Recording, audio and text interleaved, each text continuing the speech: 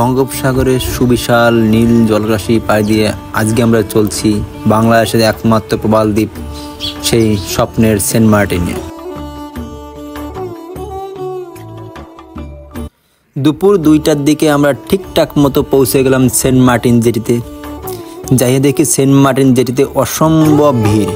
কেউ বা আবার ব্যাক করার জন্য ভিড় জমাচ্ছে, আবার কেউ বা আমাদের মতো সেন্ট মার্টিনে ঘোরার জন্য ভিড় জমাচ্ছে।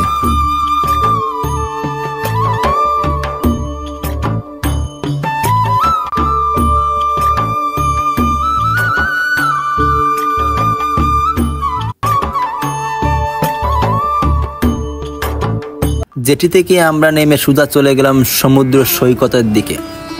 সেইখানে যেয়ে দেখি অসংখ্য লোক তারা বিভিন্নভাবে সমুদ্র সৈকতে এসে তারা মজা মাস্তি করছে।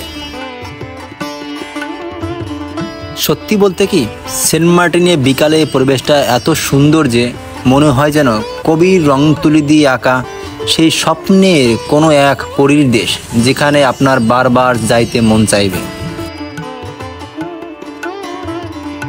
আপনারা দেখেন যে সবাই কিন্তু ব্যস্ত আছে। দেখেন মানে দূর দূরান্ত থেকে বাংলাদেশের বিভিন্ন প্রান্ত থেকে পর্যটক কিন্তু এখানে অ্যাসেম্বল হয়েছে, তারা শুধুমাত্র এই দৃশ্যটাকে, এই সানসেটটাকে এনজয় করার জন্য।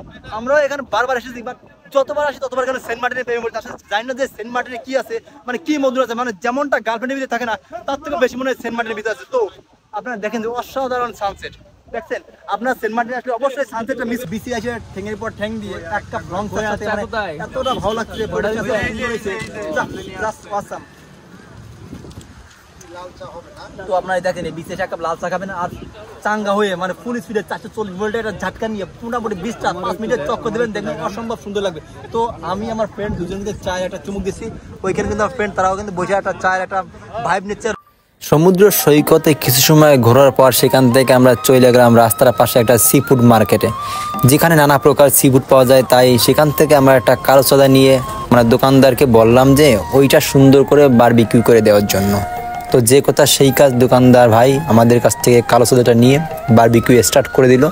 যেহেতু বারবিকিউ হইতে প্রায় 1 ঘন্টা সময় লাগবে, তাই এই 1 ঘন্টা আমরা সেন্ট মার্টিনে বিভিন্ন সি ফুড মার্কেট প্লাস শুটকির মার্কেটগুলো আমরা একটু ঘুরে দেখলাম এবং সেখানকার মাছের কেমন কি দাম সেইটা সম্পর্কে একটু জানার চেষ্টা করলাম।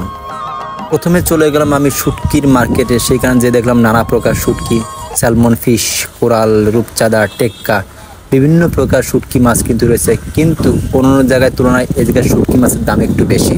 তারপর চলে গেলাম একটা সি ফুড মার্কেটে। সেখানে যে দেখি বিভিন্ন প্রকার সি ফুড রয়েছে, রূপচাঁদা, কোরাল, স্যালমন ফিশ, লবস্টার, কাঁকড়া, স্কুইড, অক্টোপাস, বিভিন্ন প্রকার সি ফুড কিন্তু আপনারা পাওয়া যায় সেন্ট মার্টিনে, যেগুলো আপনার দাম একটু তুলনামূলক বেশি।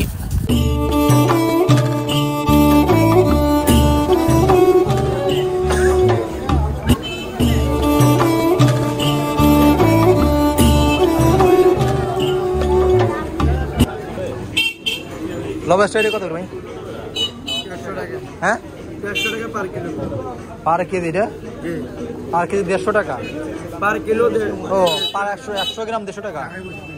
150 না 150 2300 পার কেজি। এটা কি 1 কেজি হয় একটা? এরা 700 গ্রাম 800 গ্রাম এরকম। তো কিছু সময় সি ফুড মার্কেটে ঘোরার পর আমরা এখন চলে যাবো সেই আমাদের সেই মাছের বারবিকিউর কাছে, যেখানে একটা সুন্দর কালো সোডা আমাদের জন্য বারবিকিউ করা হচ্ছে। তো গাইস দেখেন বারবিকিউ অলরেডি আপনার হয়ে গেছে, আর মাত্র 5 থেকে 7 মিনিট লাগবে। সম্পূর্ণ বারবিকিউ মানে সেই একটা কালার আসছে। তো আপনি যদি সেন্ট মার্টিনে আসেন আর যদি কালো সোডার বারবিকিউ না খান, তাহলে সত্যি বলতে কি আপনার সেন্ট মার্টিনে আসাই দিবেন। সেন্ট মার্টিনে আসবেন বারবিকিউ খাবেন না, এটা আসলে হয় না। আমার কথা বুঝছেন? জাস্ট আপনারা দেখেন কত সুন্দর আপনার কালার চলে আসছে, আর 5-7 মিনিটের ভিতরে বারবিকিউটা কমপ্লিট হবে, দেন কিন্তু আমরা চটপট করে খাই ফেলতে। সত্যি বলতে কি কালো সোডার বারবিকিউটা আসলে অনেক সুন্দর ছিল।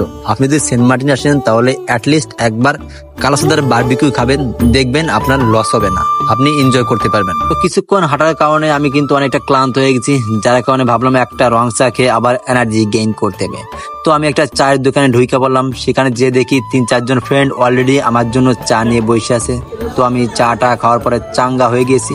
তো এখন আমার ব্যাক করতে হবে, কারণ অনেক রাত হয়েছে। এত রাত থাকা যাবে না, সকালে আবার ঘুম থেকে উঠতে হবে, উঠে আবার সেন্ট মার্টিন যে অপূর্ব সুন্দর সূর্যোদয় সেটা কিন্তু দেখা লাগবে।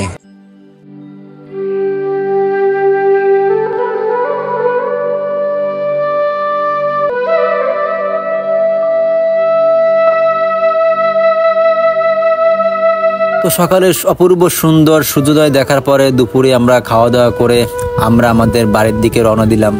সত্যি বলতে কি এই প্রবালদ্বীপ সেন্ট মার্টিন ছেড়ে যেতে একদমই মন চাইছে না, কিন্তু আমাদের হাতে আসলে কিছুই করার নাই। হয়তো আবারও দেখা হবে এই প্রবালদ্বীপ সেন্ট মার্টিনের সাথে কোনো এক শীতের সিজনে, হয়তো বা শঙ্খ শালিকের বেশে আমরা আবার আসবো ফিরে এই স্বপ্নের প্রবালদ্বীপ সেন্ট মার্টিনে।